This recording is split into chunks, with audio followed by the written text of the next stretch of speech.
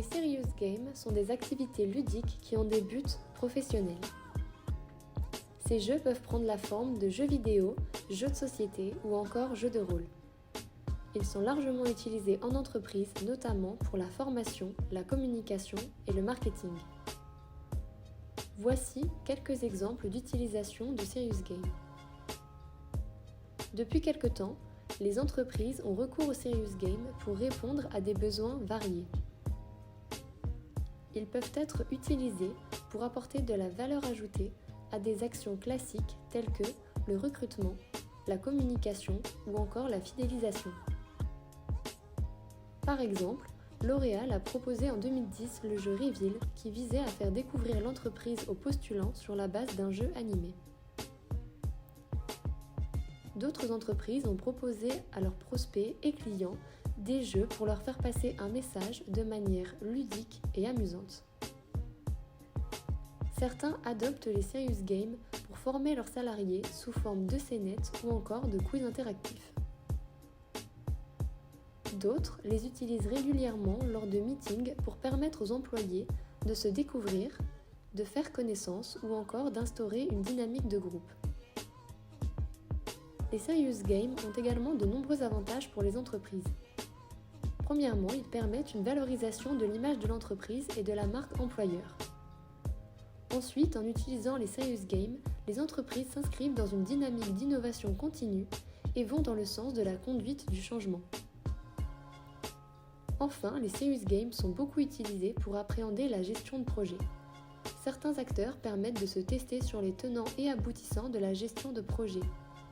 Les outils de simulation proposent entre autres de planifier les ressources dans un projet, d'utiliser les outils de gestion de projet, de piloter le projet, de prendre les décisions en situation de stress et enfin de réagir dans les situations classiques de gestion de projet. Mais alors quels sont les serious games qui peuvent être utilisés en entreprise et dans le but de développer quelles compétences ? Nous tenterons donc de répondre à cette question au travers de 3 exemples distincts.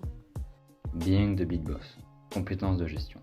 Being the Big Boss est un serious game web lancé en 2008 de simulation économique, de gestion d'entreprise et d'entrepreneuriat. Calqué le plus possible sur la réalité, vous incarnez un PDG dont le but principal est de développer son entreprise. Gérez vos relations clients-fournisseurs, vos investissements et devenez un PDG reconnu. Il vous faudra alors gérer plusieurs aspects de votre vie professionnelle afin d'être un président bien sous tout rapport.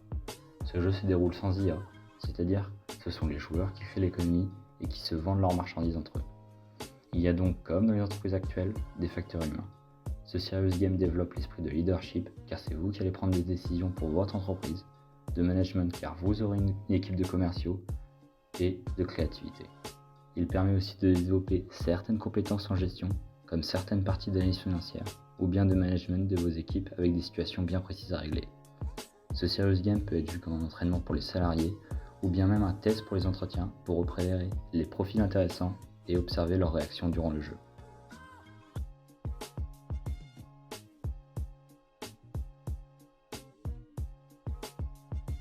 ClimCity, développement des compétences RSE.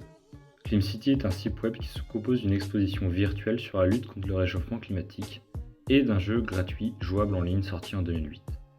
Les joueurs se retrouvent dans la peau d'un maire et doivent réaliser un plan climat pour leur ville, donc tout un ensemble d'actions à réaliser pour l'environnement.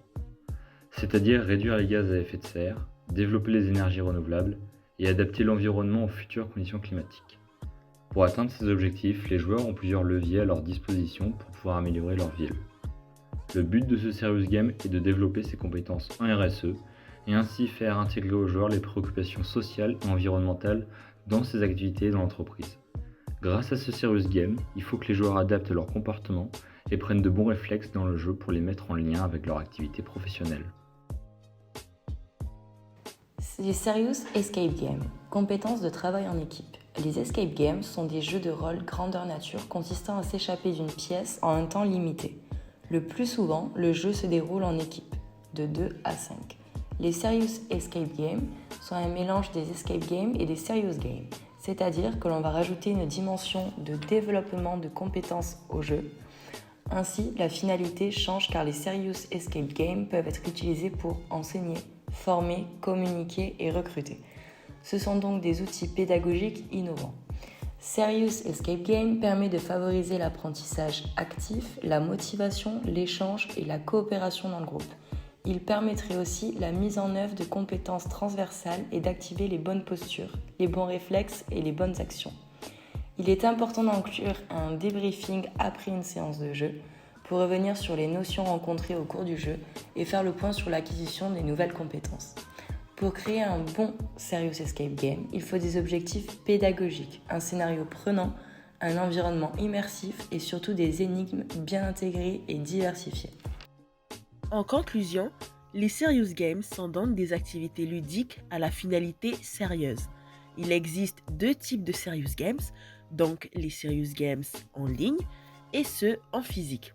Dans les 2 cas, ils permettent une mise en pratique réelle dans un environnement idéal dans le but de développer des compétences techniques et comportementales. Pour finir, les Serious Games augmentent les capacités d'assimilation, favorisent l'adaptation aux nouvelles technologies et développent la coordination et la capacité d'attention. Donc merci de nous avoir écoutés et maintenant si vous avez des questions, n'hésitez surtout pas, nous sommes là pour y répondre.